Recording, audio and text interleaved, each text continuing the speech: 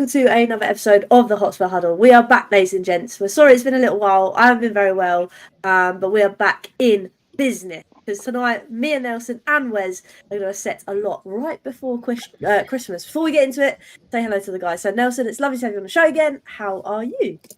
It's just good to have the trio back. I'm very excited to talk things all football, but good to see you back. I hope you're doing well, feeling better. And yeah, let's get cracking. Yeah, we have got a bloody lot to get through, but I'm excited for it. And Wes, again, it's amazing to have you on. How are you? Yeah, all good. We've got the trio back. Messi, Neymar, and Suarez are all back in the building. Messi, Neymar, and Mbappe, whatever you want to call it. We are all back. Lot to get through, and looking forward to it as always. Oh, yes. No, I'm excited for this one. And like always, this show is sponsored by the amazing Kofa, so Wes, I'm going to let you do your thing. Yeah, so Kofa or Kickoff Football Academy Milton Keynes run lots and lots of different sessions across the Milton Keynes area. Even though Christmas is coming up, we still have a lot going on. So we're still running one-on-one sessions and even festive camps across the holidays. And we are very, very excited as well because just before all the kiddies go back to school, we are going to be hosting the inaugural Kofa Cup. So very, very much looking forward to that. So if you are in the Milton Keynes area and you do have a child that is a keen and budding footballer, then please send them our way because we'd love to help them with their skills and along their footballing journey. Lovely stuff. So make sure you go check out Code for People and get involved. But let's crack on because, Wes, I'm going to come to you first. There's a lovely little game at the weekend for Tottenham versus Saints, especially for the Hollie derby. So how did you find the game? How did I find the game? Really interesting. Really, really interesting. Obviously, we've absolutely obliterated Southampton in 45 minutes.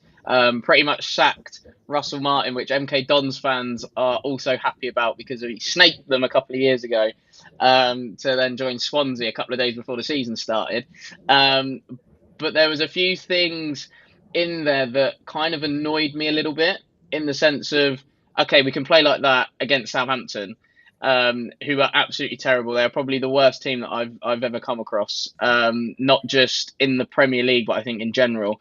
And I used to have a season ticket at MK Dons once upon a time as well, so that kind of says a lot. But it was more like mentality, attitude of certain players. It's like when things go well, they all want the ball, they all want to get on it, they want to make things happen.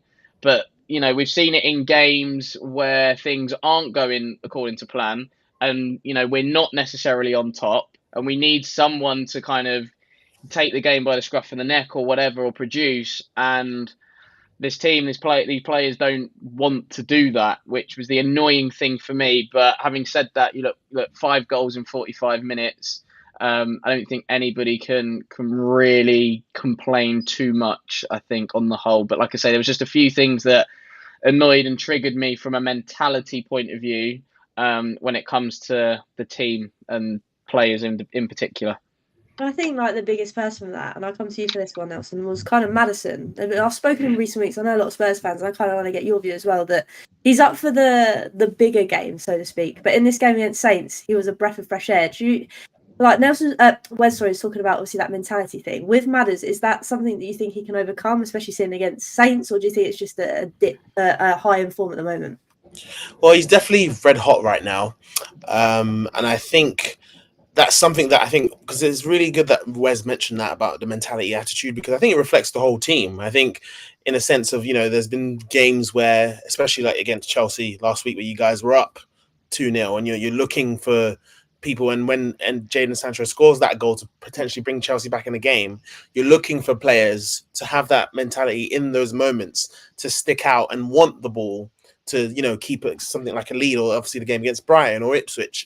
And I think it's just the inconsistencies that the club have shown, which is a bit of a shame, because you can tell against, you know, I mean, we say it's Southampton, but you have to beat what's in front of you. It was a 5-star performance in the first half. So I think it comes down, Hollie, to mainly a lack of inconsistency in that mentality bracket, because I think it's a really important thing, I think, that Wes has touched on there, because I think that helps. If Spurs can click and get that going, I think the second half of the season, like, that you guys could be flying. So I think it's definitely that, and being able to kind of stay focused in those games. And I think Andrew will probably have a lot to think about heading after, you know, the Christmas schedule's done, and think about how he could kick on, especially looking to the second half of the season. No, definitely. And I think that's a great point, Nelson. It'll just be interesting to see how things go. And obviously, I'm going to stay with you because obviously the game that I want to talk about was obviously Arsenal-Everton. I know that they're playing tonight, and I know that Belle's just put this into the chat. So let's talk about Arsenal, Nelson. What was your kind of thoughts on the game versus Everton? And obviously, you guys are playing tonight as well. Well, I like to point out that if it is 1-0, happy birthday to my younger brother who's there watching the Gunners losing right now against my South London Palace. But it was kind of a drab game. I think Everton are really, I think with having Jared Brandthwaite back, I think Sean Dyche has got his player back. And I think defensively, we've seen, especially to the back end of last season, Everton are a good defensive team. And I just don't think we were able to kind of break them down like we did. I don't think there was enough ruthlessness. Thierry Henry, I don't know if Wes watched it. Thierry Henry did a good M&F analysis of certain players in that Arsenal squad. Basically, Bukayo Saka is the guy, and no one else is essentially going to help around him. You've got the captain like Odegaard, but players like Martinelli, who is a shadow of himself compared to like 2 seasons ago, not utilizing his best strengths like his pace and his trickery. I think we've hit a plateau. I think Arsenal as a club have hit a plateau. Nothing to worry about. I think if there's anybody that can potentially get Arsenal out of that hole, it would probably be Arteta. But again, I think that's something that we're going to have to wait and see. I think the Christmas schedule is important because you have to win those games that's in front of you. I think the way that City have crumbled over the last few weeks or months, no one had suspected it. And you're thinking is there any other better opportunity to take advantage of?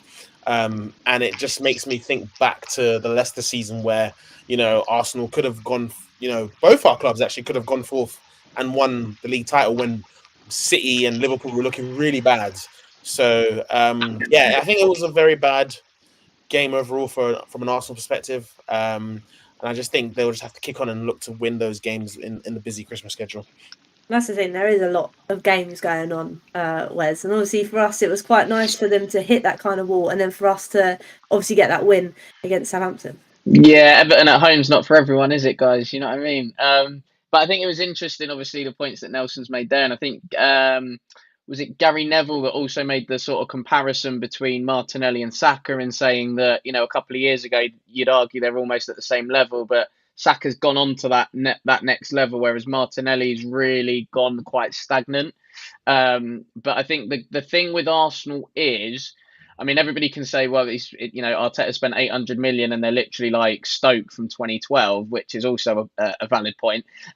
But I think Arteta's kind of got his set 11 and he's got a half decent squad. He's got a good team, like starting 11, but then the squad players are sort of half decent. But I don't know if he really trusts those squad players. And it's quite interesting because you'd argue he's brought near enough a lot of them in.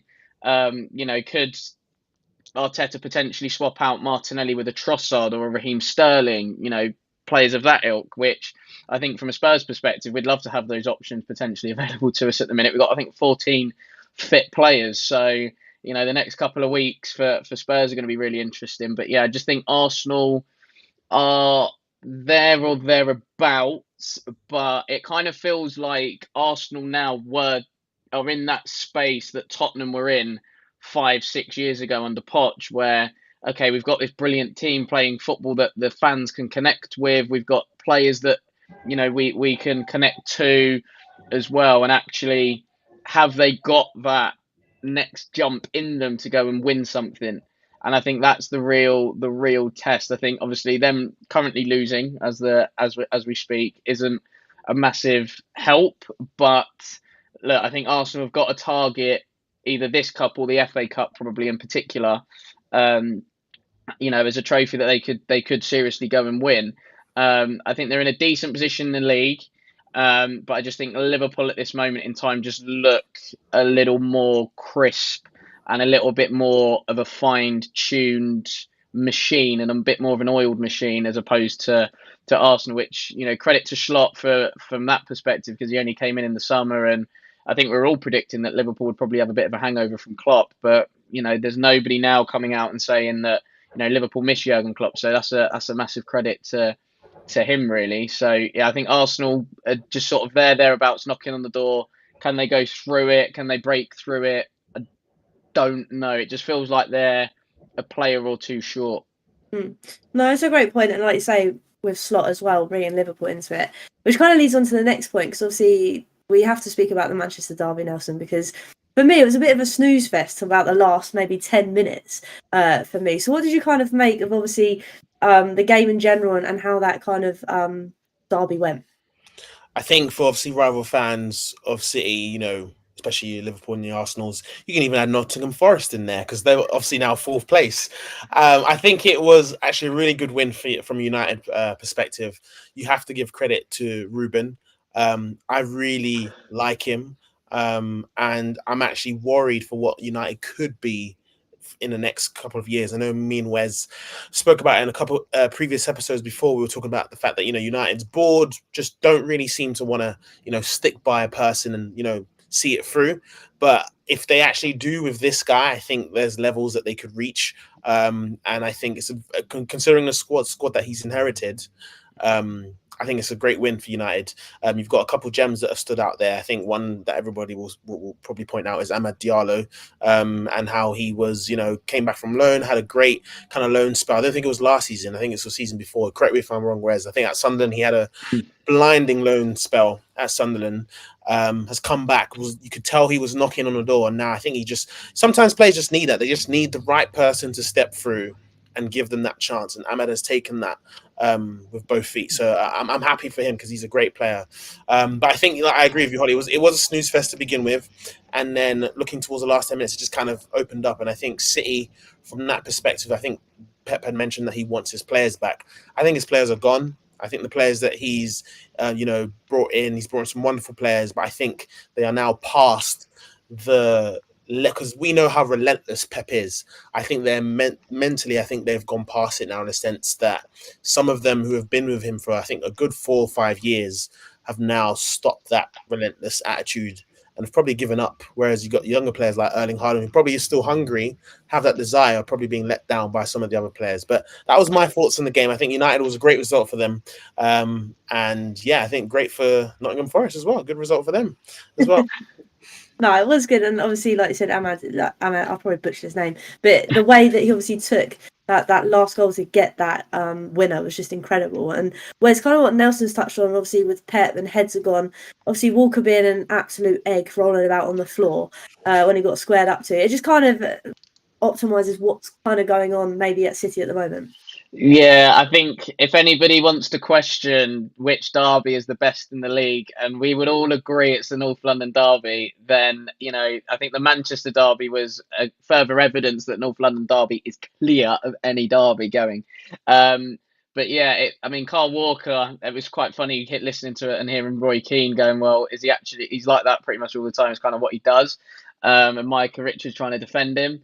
But yeah, I think, listen, when you're in a bit of a crisis, a City you're in, and you get a situation like that, I think it wasn't a surprise, not because it was Kyle Walker, but a player potentially looking to gain an advantage in their opponent in effectively trying to get somebody sent off. And I think that's the situation that's probably occurred there. And I think he's then gone to do it to then hopefully try and see the game out for City. But United didn't obviously read the script. And yeah, I think Mateus Nunes, I've said it before, but I don't think he's a Pep player. Like, I'm struggling to understand and work out what Pep has seen in him to buy him. Like, I'm really, really struggling. And I was speaking to someone that I know who's a big City fan, and he said I think he's probably gone for Pedro Neto, or he thought he's signing Pedro Neto and ended up with the wrong person. Which is quite funny because then you look at what Pedro Neto has done at Wolves, and what the performances he's been churning out for Chelsea when he has played, and then you think, right, we'll put him in a Pep side.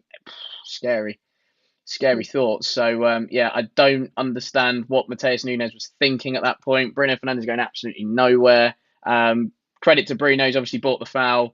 Referees kind of left no choice. And I think if you look at Stones and Pep's reactions to the tackle, kind of says it all. And it's one of them for City at the moment. They just can't catch a break. So I'd love to know when we're playing them next, because that'll really send them over the edge, I think.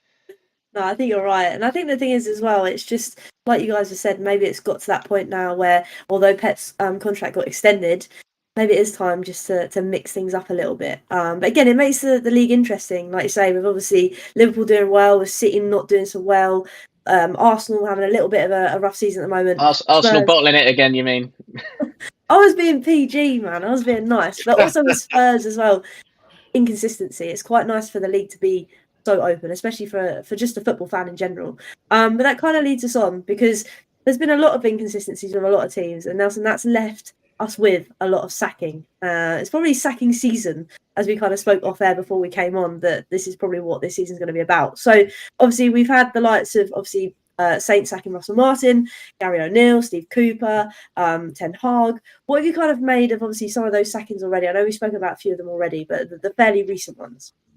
Yeah, I think the most two recent ones are probably the ones in the light right now in regards to Gary O'Neill and Russell Martin. And I think the Southampton one was long overdue.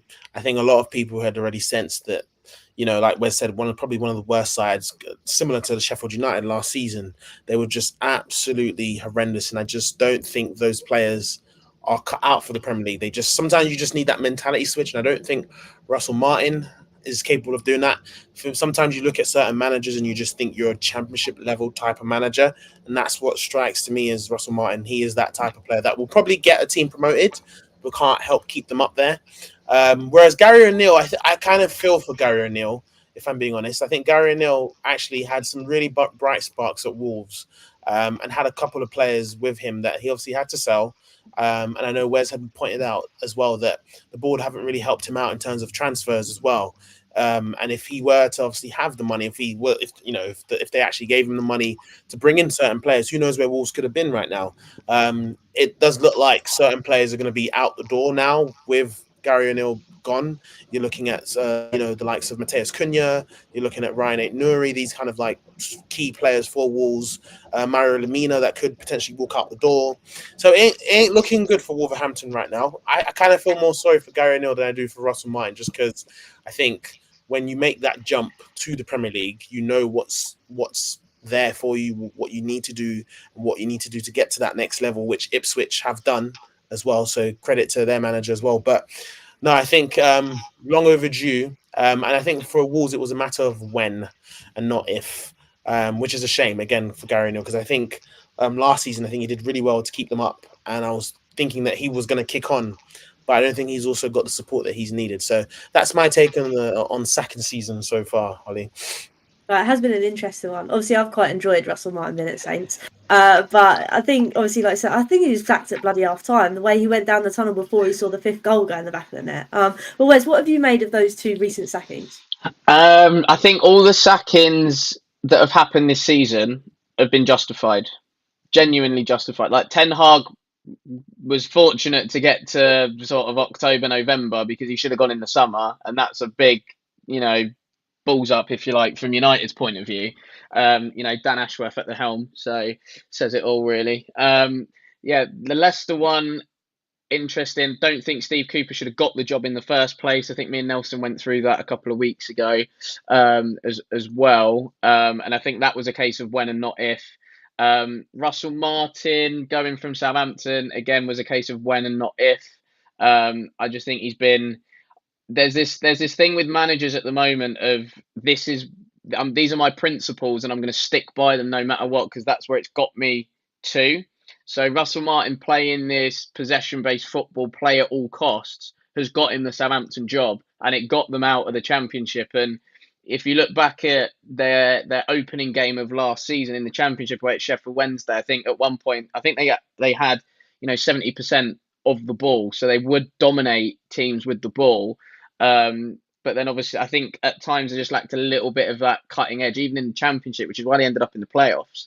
And it was obviously a shootout between them and Leeds to see who was going to get promoted. But coming up to the Prem, you have to tweak and adapt things. If you're coming up, it's different if you're a manager coming into the league from somewhere else. If you're coming up, then that you've either got to spend a bit of dosh, potentially like Ipswich have done. I know Ipswich's points return doesn't reflect how they've played, But at least Ipswich has sort of had a go, whereas Southampton have pretty much bought like championship players. You look at like Bren Berreton Diaz, Cameron Archer, like they are championship strikers realistically trying to do something in the Premier League, and things like that. So it was always going to be difficult. But yeah, I mean, obviously I haven't really watched too much of Southampton, but if they were as open as they were against us in 45 minutes for most of their games in the season, I can see why they're bottom of the league, because they were just all over the place. And I don't know what Russell Martin's thought process was to play a diamond against Tottenham. I genuinely have no idea what his thought process was, because I think if he'd have just gone, right, we can sit in, be a little bit more conservative, if you like, but then when we get the ball, let's be brave, we've probably got more success out of it. Or even if they'd have gone at Tottenham, like with a bit of a high press and etc., again, they could have found a bit more success. But his whole setup, I think the midfield for Southampton just didn't have a clue what they were doing. They didn't know what day of the week it was, and we just ripped them open at every opportunity in that first half. Agree with Nelson, though, about Gary O'Neill at Wolves. Obviously, he came out after the West Ham game and said, £200 million worth of players have gone out the door since, the summer that he arrived. But it'll be interesting to see how much of that he's been able to use. I would probably say not even a quarter of it is probably my guess. I think they obviously haven't replaced big name players, and people will go, yes, like your Ruben Neves is, Raul Jimenez, players of that ilk, but I think not replacing João Moutinho has been a big miss. He was, bearing in mind he was 35 when he rocked up at Wolves. He was like an absolute Rolls Royce of a player. He was like aging like a fine wine, rolling back the years with near enough every performance. And I think he has been a key miss in that midfield for Wolves. The Kilman one, I get to a certain degree, but then when I've watched Max Kilman, he's never done it for me. Like, he's not set the world alight at West Ham, and I think he's not been great this season for them. But yeah, I just think there's a lot going on at Wolves, and I actually tipped them to go down this year because of the players that were going out the door and what was coming in. They were just bound to struggle at some point. I think the owners now have it's caught up with them with their huge spending in the Championship, and then they spent loads when they came up initially, and then FFP, PSR's caught up with them on this one. And I think, unfortunately for Gary O'Neill, he's the one that's, bared the brunt of it, which would be a shame for Wolves, because I've got a few people that I know who are like massive Wolves fans. One of them that I know goes home, away, Europe, League One days, you name it, he was there. So it's not a nice situation to be in from obviously that point of view. But like I say, I think the owners have been caught out by overspending and not doing it in the right areas, I think. Yeah, I know. And like you say, like you've covered, like it's no surprise that those managers have been sacked. Obviously, it'd be quite nice if Saints go down and Portsmouth somehow manage to stay up, because that'd be quite nice to have on the South Coast. But moving on, because Nelson, I'm going to come to you. And that's obviously to talk about Arsenal women and this kind of debacle with this force to move this USL game because of the men's game away from the Emirates. So what do you kind of make of that in terms of obviously the women's game, in the sense that obviously we want to play as many games as possible at the Emirates, but there's going to be this conflict more and more as this progresses. So what's your kind of take on it? I think it's two steps back for the women's game, in a sense that they've made this much progress. I think me and Wes were lauding and kind of congratulating, I think, both the Super League and the Championship for having, I think it was one weekend where all the games were played at the men's stadium. And we want more of that, because I think that's how you attract your fans. And Arsenal, I think, are probably one of the few clubs that people would see and think, wow, they're like one big family where they unite both men and women's clubs together. So when the news came out that the women's game had to be shunted to the side and played obviously at their previous home ground, which was Meadow Park, I just think it was two steps backwards, because they had said and announced that all games were going to be played at the Emirates Stadium. So I think the men's game right now, which is obviously a Palace losing, like if Arsenal end up losing this game, like what was the point of, in my opinion, it should have been played at a later date. They could have found some way to sort it out and rejig it, so then the women's game could have continued at the Emirates. And I just felt it was like two steps back, because I think the women's game has continued to make substantial progress. We've seen, I think the UEFA had announced a pay rise in the prize money for the upcoming Euros, which was another big plus. So there are signs there that, the women's game is getting better in a sense of, you know, the contribution that people from governing bodies are making. But I think club-wise, I think Arsenal won't be happy to look back at this, and I think a lot of fans they've received. I've seen they've received some backlash because of this move. Obviously, Arsenal have just kind of taken the risk, gone through it anyways, and what's happened now. But it's a shame to see, Hollie. I think it's a shame to see, just because they talk about being this one club, being this one family, and they've gone ahead and done that. So that was just my opinion on it. And I know the people who are currently there watching that UCL game for the women's, you know, game. I would have probably headed off to the game if it was at the Emirates, but because it's at Meadow Park, I can't go anymore. So yeah, the fans are affected, and it's a shame. Especially with the caliber of that match as well, Wes. Obviously, with it's hindsight that obviously Arsenal are losing currently, but with a UCL competition, it's kind of like if you're seeing both the men's and the women's on that same kind of level, surely an UCL would be more important than a league game sort of thing. So from that perspective, how do you kind of see it? Because obviously, if this is something they want to agree to, it's got to be then agreed through the Premier League, etc., etc. So how does that kind of get resolved going forward? Yeah, I think Arsenal were put in a really, really difficult situation, in the fact that, yes, they've committed to the women's playing at the Emirates, or the British Library, as other people know it as. But the thing is, it's this thing of you can't really odds a cup draw. So Arsenal could have thought, right, on this particular day, yeah, we'll have the Women's Champions League game at home and we'll have it at the Emirates. But then all of a sudden, Arsenal been drawn at home in the cup, which they probably didn't anticipate. So there's that perspective. You've then got to throw in the fixture schedule as well, because obviously Tottenham and Arsenal got drawn at home in the Carabao Cup. Now, probably for policing issues, we can't be at home on the same night. Right, so hence why Spurs are playing on Thursday and not Wednesday, where we realistically could have played, because both us and United played on the Sunday.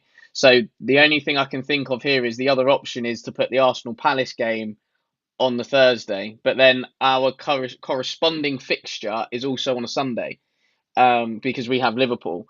So yeah, I think it's the fixture scheduling. Obviously, because we're hitting Christmas, they then have to work out when each team plays versus recovery time in between the next games. Although I did see a stat today that I think Arsenal have got one of the longer turnaround times between each game around this sort of festive schedule. And I think Tottenham, I wouldn't say are one of the lowest, but there is a massive difference, I would say, between the two clubs. Which I just thought was interesting. Not that I'm going to moan or anything like that, but yeah. So I think Arsenal, from a club perspective and a club standpoint, have been put in a really difficult situation. And I would argue Arsenal, from a women's football point of view, are one of the pioneers within that space and within that game. So yeah, I just think it was just one of those things that was just unfortunate. But are you going to say to the men, you've got to play at, for example, Meadow Park? The men are going to kick up a huge fuss because they've got more egotistical stuff to go with them. Whereas Arsenal use Meadow Park and have used Meadow Park for women's games previously, and they also use them for under 21s games and FA Youth Cup games as well. So I think that's probably the position that Arsenal were put in from a club point of view, which is why the move has been made that way. But I think they were in a really, really difficult situation.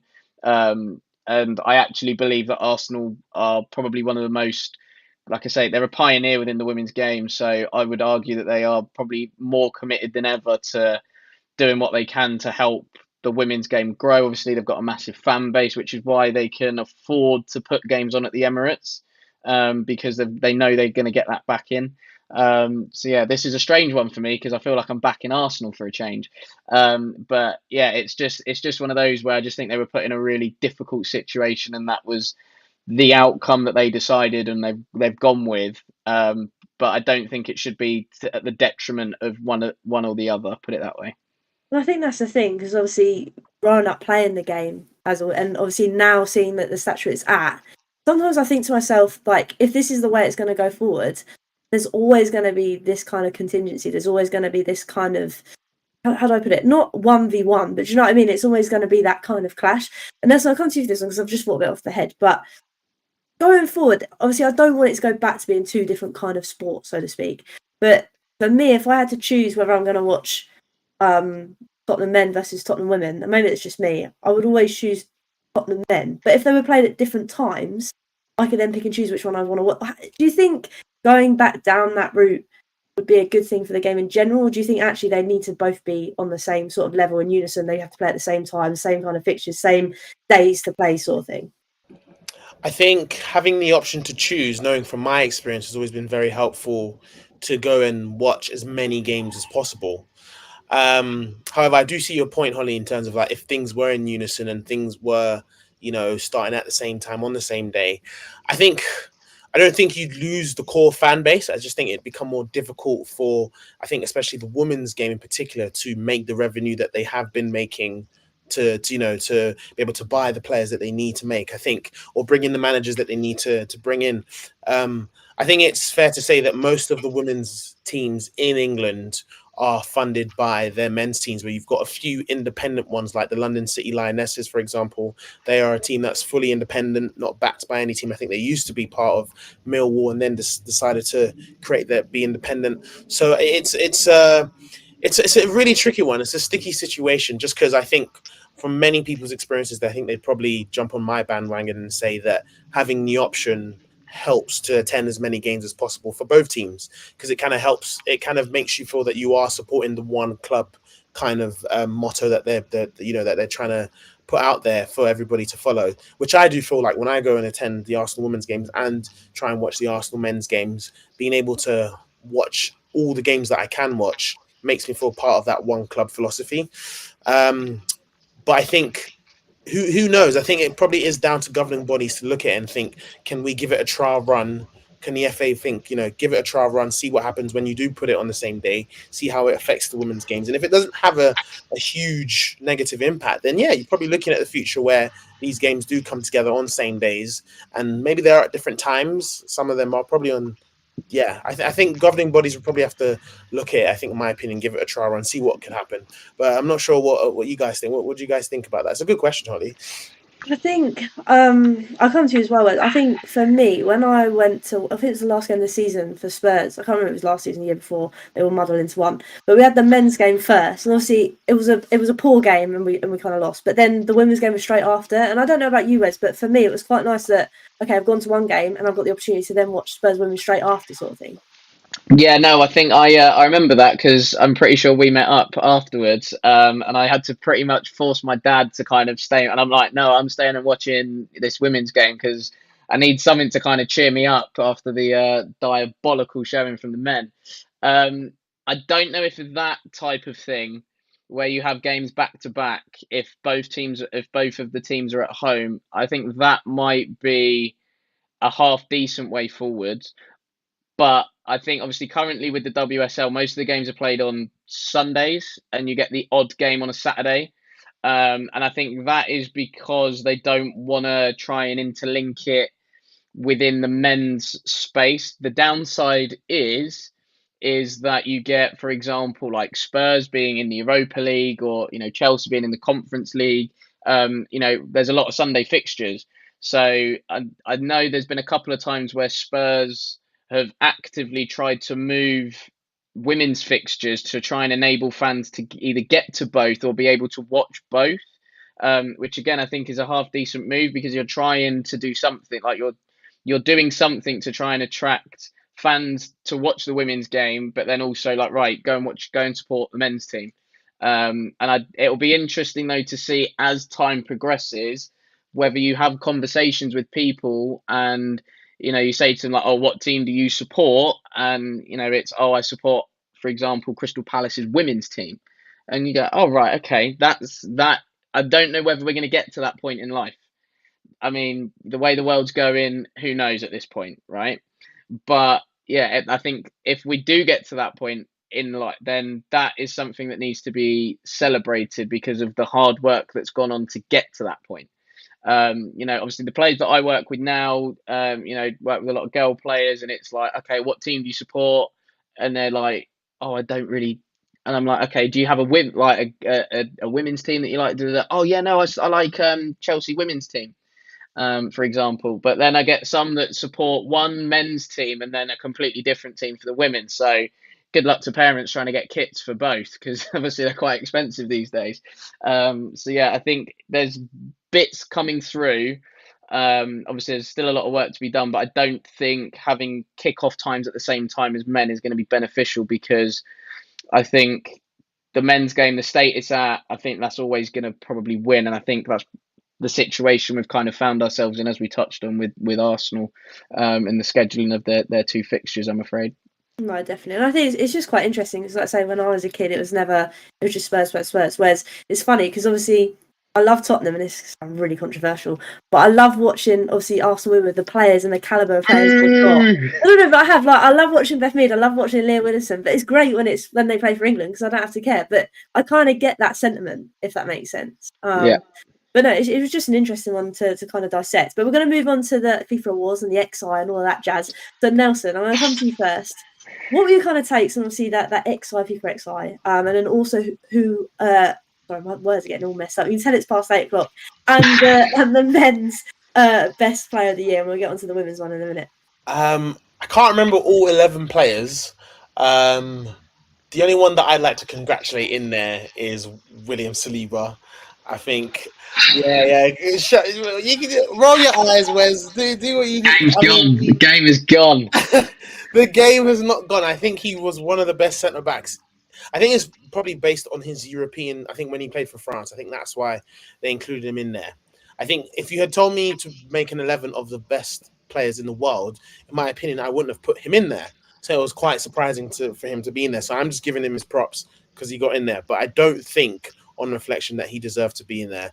I think the front line is what it is. I think Jude in particular had an outstanding first season at Real Madrid, and I think he doesn't get the love. And I think because he hasn't hit the heights of last season, even though he scored in his last probably 6 or 7 games, I think that people are now downplaying whether or not he is, the true heir to Zidane, of what Madrid fans say. But I think for me, he was a standout. Obviously, you got the likes of Mbappe and obviously Vinicius winning it as well, the men's award.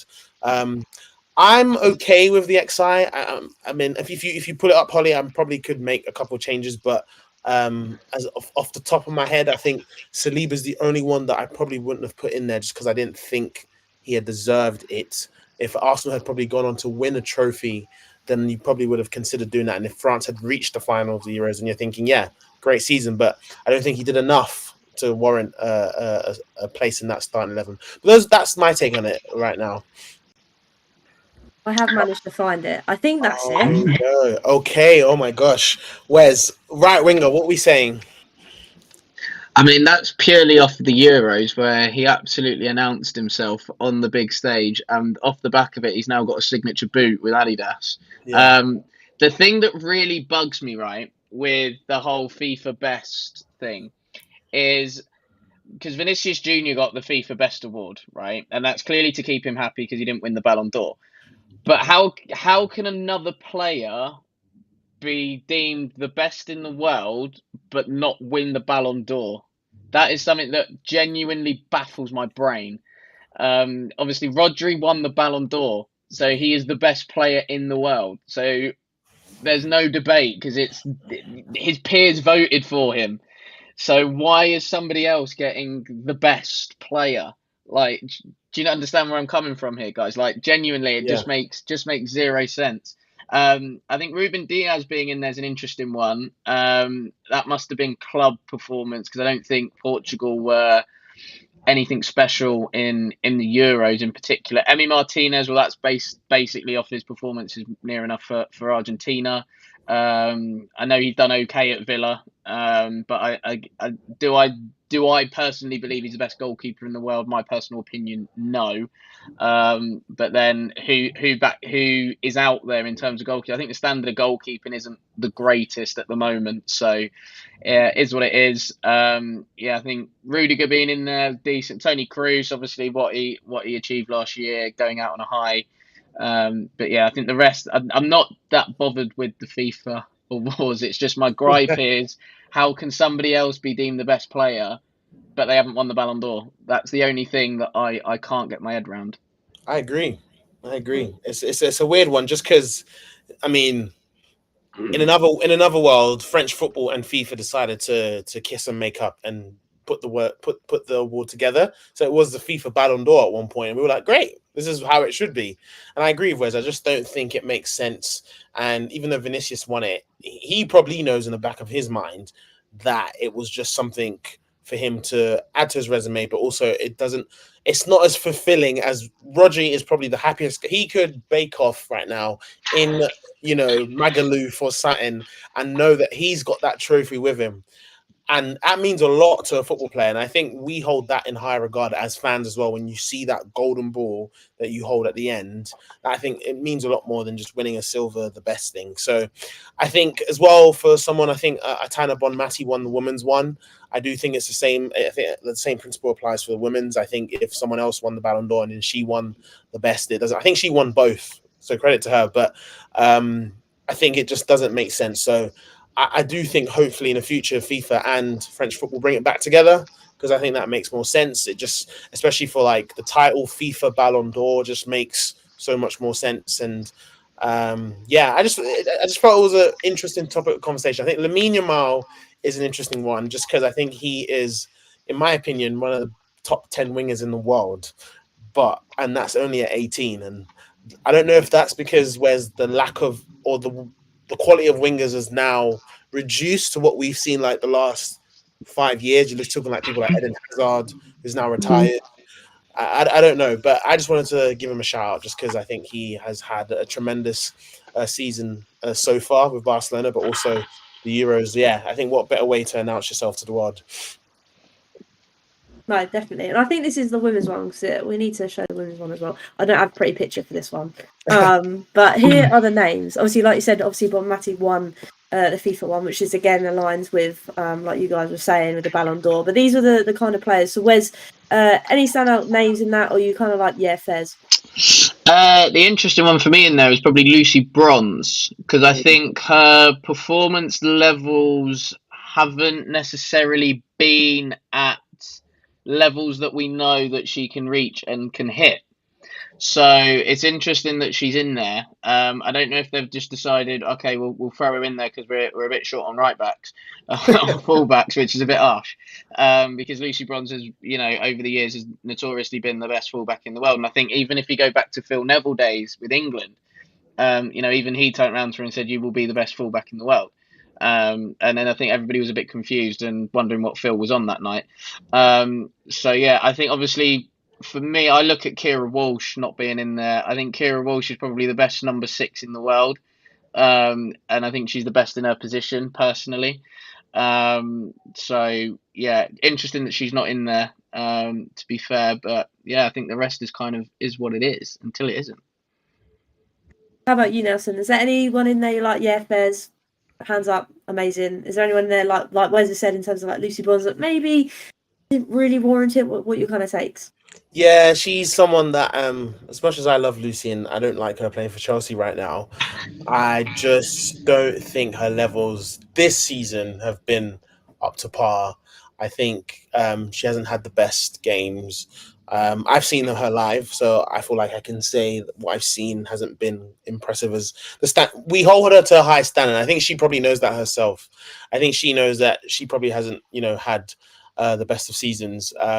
I think Kira Walsh not being there. I mean, me and Wes love Kira. I think Kira is like the female Sergio Busquets, like, or a regen.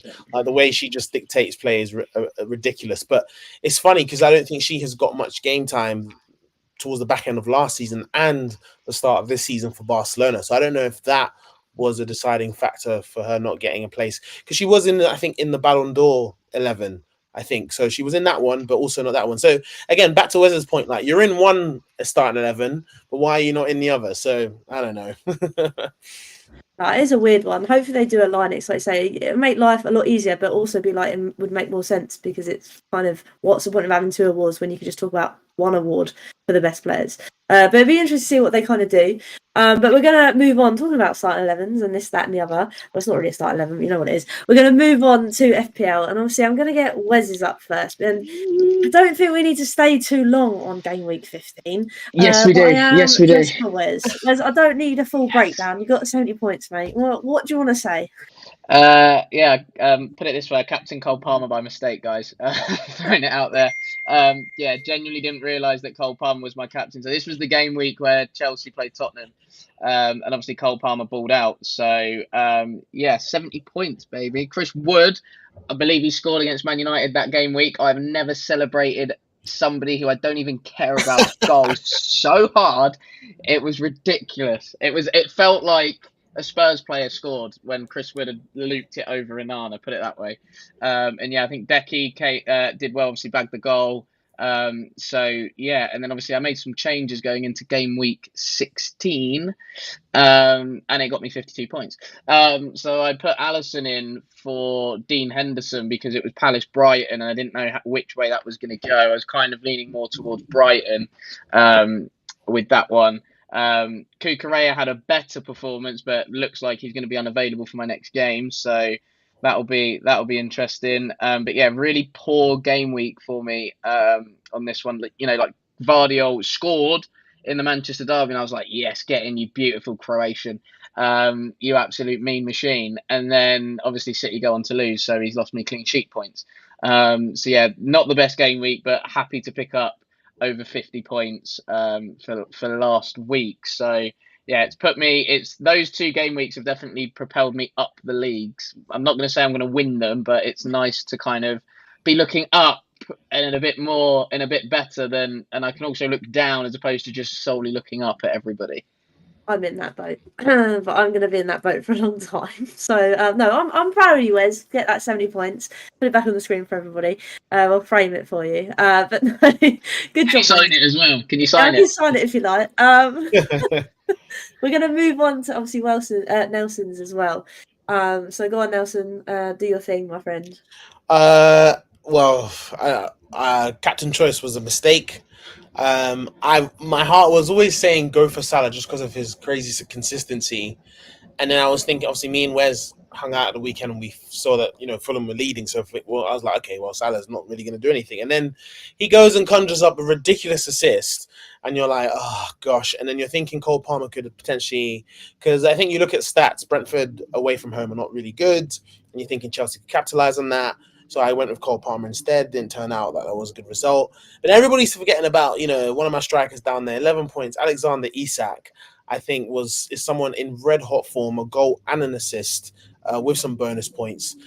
He's someone I think you should look to captain for game week 17 because they're playing Ipswich, back-to-back promoted sides. I think he is a great captaincy. João Pedro is frustrating just because everybody gets him the week after he does well, and then he doesn't do well for he has blanks and just gets you 2 points for the next couple of weeks. But Ryan Aït-Nouri, guys, it's time to jump off that bandwagon and let him go. The brother is no more, like that red card, and obviously Mateus Cunha could also receive a suspension. So for Wolves, guys, it's not looking good right now. I think in heading into game week 17, Hollie, I am looking to actually keep my squad because I'd rather want 2 free transfers for game week 18 and use that instead. So I'm going to take a risk and not change any of my players. I think the only people I've brought in are, you can see on my bench, Luca Digne and Morgan Rogers because they play City at home. And seeing City's form hasn't been great, I'm really hoping that these guys could get a return for me. And then I think anybody looking to get any players, I think a Fulham player could work wonders as they're facing Southampton. You got Anthony Robinson who's doing well, Alex Iwobi, potentially Raul Jimenez. Those are the people that I think you should look out for heading into this weekend. So, I mean, it's crazy because me and Wes don't normally share points, but for game week 16, we both got the same amount of points. And right now, I'm still top of some of my leagues, but I think people are creeping up, especially in Wes's Kofa league. So I am looking behind my shoulder. So, it's good, Hollie. It's good. I'm still happy with my team. No, it's looking good. I don't really want to talk about my team. This is my one. I got 47 points. The average. Now, I'm putting it here right now, right? I didn't have Isak on my team. He was on my bench. Obviously, when Winks didn't play and Mickey van der Ven, there was a bit of swap a ruin. So, it turns out if I don't do anything, sometimes it actually works better in my favour. But yeah, I do need to do a switch up. Obviously I had Haaland as my captain. I need to get off that bandwagon as well, so that's not working. So I think going forward I'm going to make Sonny my captain, and actually put Isaac on the team sheet rather than on the bench, because I don't want to go to fate where Mraxi somehow gets in the team. He has to be in the team. But apart from that, I think I might take up your suggestion, Nelson, of potentially getting a Fulham player, because obviously I've got João Pedro there as well. And to be honest, I haven't really changed my team since the thing started, so I probably should make some changes. So going forward, I think that's how I'm going to roll, to be honest with you. Because it's not horrendous, but it's not great. So I've been quite lucky. But it'll be exciting to see, obviously, with all these fixtures coming up, how it all plays out. But you might actually have some time to sort your team out as well, Hollie. I might actually, for once, to be fair. So I do need to put a little reminder into doing that, which I will do. I say this every week, but I actually will this. But you know what? It's been an amazing show tonight. There's been a lot to talk about. And you know what? It's actually been quite nice. I've really, really enjoyed it tonight. Not that I don't enjoy it every other week, but you know what I mean? It's nice to have the band back together right before Christmas. So before we go, we'll go around the table, tell everyone where they can find themselves. So Nelson, thank you once again. Where can everybody find you? Thanks, Hollie. You can find me on Instagram. You can just type in @Natumba, so that's N, and then my surname you can see there, Natumba25, @Natumba25 on Instagram. Lovely stuff. And Wes as well. I've left you to last, so you can do the wrap up, mate. Where can everybody find you? Twitter's @Wezo10, unofficial Moussa Dembele fan account, as everybody knows by now, usually tweeting things about the best Belgian to grace the Premier League pitches up and down the land. Instagram's @Wezo32. I'm at the Spurs United game tomorrow night, and I will be there against Liverpool on Sunday, and the Wolves home game as well. I don't think I'm doing Forest because away on Boxing Day could be a bit tricky. But yeah, that's where you can find me on the socials. And then for all the coaching stuff is Kofa MK or Kickoff Football Academy. So yeah, give us a follow or a shout out. And yeah, Hollie, I believe that is pretty much it, to be fair. No, done well tonight. And that kind of leaves us all to say Merry Christmas to everybody. Hope you all have a lovely time.